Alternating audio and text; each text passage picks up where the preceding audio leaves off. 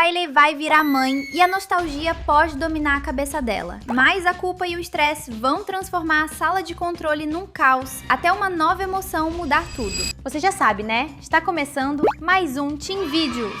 Nostalgia. A nostalgia vai tomar conta da cabeça da Riley, pois cada filme fala de uma fase da vida da menina. O primeiro foi a infância, com a alegria e a tristeza. O segundo, a adolescência, com a ansiedade. Por isso faz sentido o terceiro ser a vida adulta da Riley, quando a nostalgia vai fazê-la se lembrar do passado. Mas isso pode ser perigoso. Olha essa cena de Divertidamente 2. A nostalgia entra no painel, mas dizem que ainda é cedo para ela. Se o próximo filme avançar até a vida adulta, então a hora dela finalmente teria chegado. E isso também quer dizer que outras emoções também existem. A imagem da capa representa a nossa teoria. Riley adulta, casada e esperando uma filha. Isso não foi confirmado, mas combina com o padrão da franquia. Vamos lembrar que isso faz sentido, já que a primeira cena dessa franquia é a Riley ainda bebê. A Riley vai olhar para a filha e lembrar da própria infância. Para fazer a filha ser feliz, ela vai tentar recuperar tradições que viveu com os pais. Claro, a nova menina, que podemos chamar de Emily, vai crescer rápido. As crianças sempre crescem muito rápido. É por isso que vai ser a nostalgia, pois isso faz com que a Riley pense que o tempo está passando muito rápido e que ela está perdendo as fases da vida da filha, tendo que se adaptar. E claro, como a nostalgia vive do passado, a Riley vai sentir que os melhores momentos da vida da filha estão ficando para trás. Isso é perigoso. Com o crescimento, a filha vai sofrer, e isso faz a Riley se sentir mal, como se a dor fosse dela. E isso leva a um novo sentimento, a empatia. Empatia. A empatia vai fazer a Riley sentir as dores emocionais da filha. Quando a Emily chorar ou ficar doente, a Riley não vai conseguir observar de fora. Olha como a alegria tentou impedir a tristeza no primeiro filme. Agora imagina esse mesmo impulso vindo da empatia. Riley sentiria a dor da filha e tentaria impedir qualquer sofrimento. O problema disso é que a empatia também pode ser ruim. Lembre-se, em todos os filmes, uma emoção toma o controle da cabeça da Riley. Antes foi a alegria, depois a ansiedade. Se a nostalgia der espaço para a empatia, ela pode deixar de ser boa para se tornar um controle exagerado da vida da Emily. Você viu a alegria e a ansiedade fazerem isso? E sempre deu errado. Tentar prever qualquer problema, como a ansiedade fez. E o pior de tudo, a empatia pode fazer a Riley pensar que ser uma boa mãe significa sempre saber como resolver tudo. E sim, a empatia é uma emoção boa, mas ela também cria expectativas impossíveis. E por não ser possível resolver tudo, uma nova emoção vai aparecer para tomar conta: a culpa.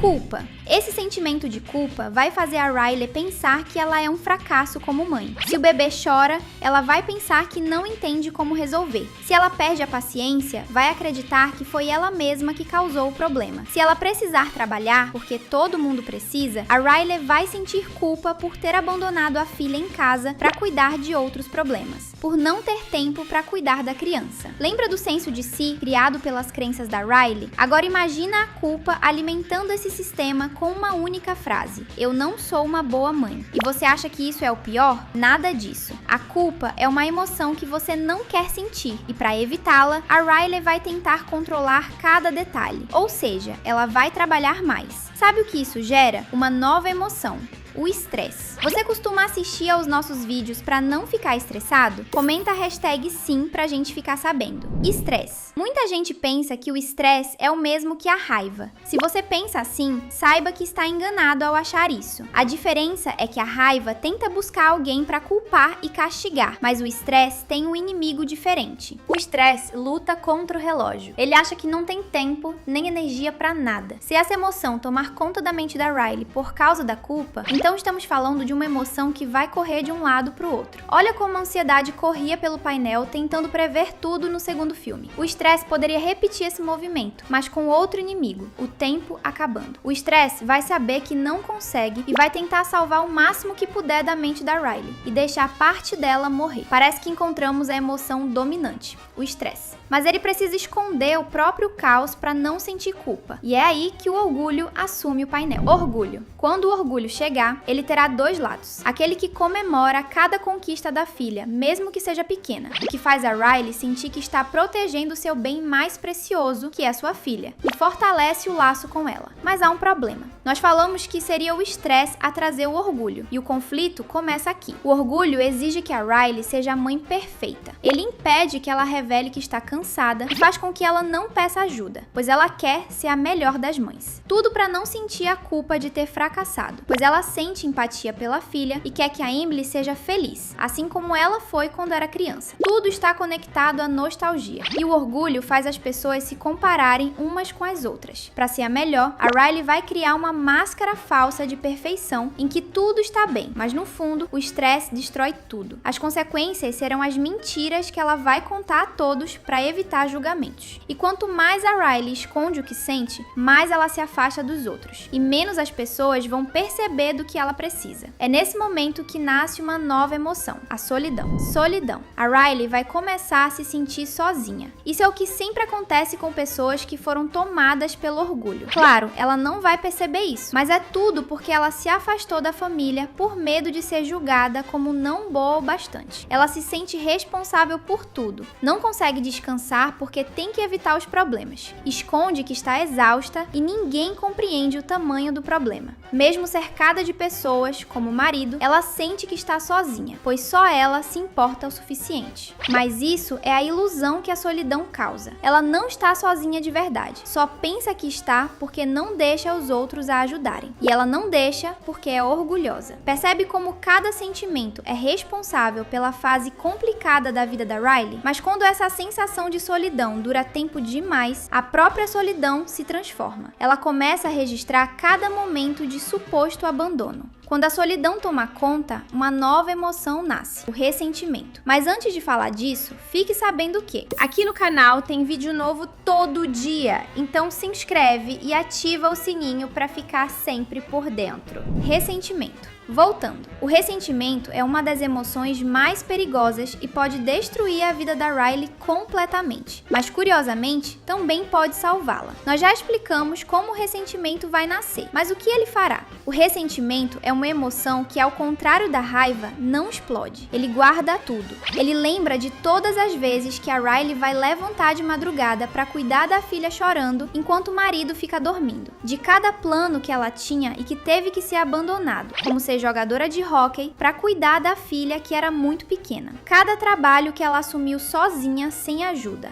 Cada injustiça. E isso faz o senso de si apresentar novos pensamentos, como: por que sempre sou eu? O ressentimento, no início, parece destrutivo, mas ele tem um lado necessário para Riley. Ele avisa a protagonista sobre os limites dela, mostrando que ela está aguentando mais do que necessário. Quando o ressentimento é bem direcionado, ele vai ajudar a Riley a estabelecer limites e dividir as tarefas nas quais, antes, ela não deixava os outros se intrometerem. O problema é que quando o ressentimento registra que o outro está em dívida, ele cria um inimigo em quem se devia amar. É neste ponto que outra emoção sofre as consequências. O romance. Romance. Nós não falamos do romance antes de propósito, mas ele sempre esteve lá. Vamos lembrar, como a Riley é casada, é claro que o romance estaria ali desde o início, mas ao contrário dos outros, o romance não seria o sentimento que tentaria tomar conta da Riley. Nada disso. Ele representa a emoção que vai ser expulsa da sala de controle pelo ressentimento. A nojinho vai prendê-lo, rejeitando a aproximação física do marido da Riley. A vergonha vai impedi-la de falar das inseguranças. O estresse vai dizer que não existe tempo para o amor. E o orgulho vai falar que a Riley não precisa de ninguém. A falta do romance é um momento no filme que vai trazer consequências pesadas para a vida dela como esposa e como mãe. A questão deixa de ser apenas que a Riley está cansada e passa a ser, ela pode perder a conexão com a pessoa que ama, fazendo a ilha da família quebrar de vez. Nós já vimos as ilhas da personalidade quebrarem quando os vínculos da Riley entram em crise. Se o ressentimento afastar o casal, a ilha da família poderia sofrer de novo. Mas o romance não precisa derrotar as outras emoções. Ele só precisa lembrar que a Riley e o parceiro eram um casal feliz antes e podem ser de novo, aproveitando a vinda de uma filha. É por isso que ele pode, sim, sair da cabeça da Riley, que está dominada por sentimentos ruins, e seguir para o coração da protagonista. Você já ouviu falar que o amor fala mais alto? Mesmo na crise, a alegria vai ajudar o romance a reconquistar o amor entre a Riley e o marido. E para isso,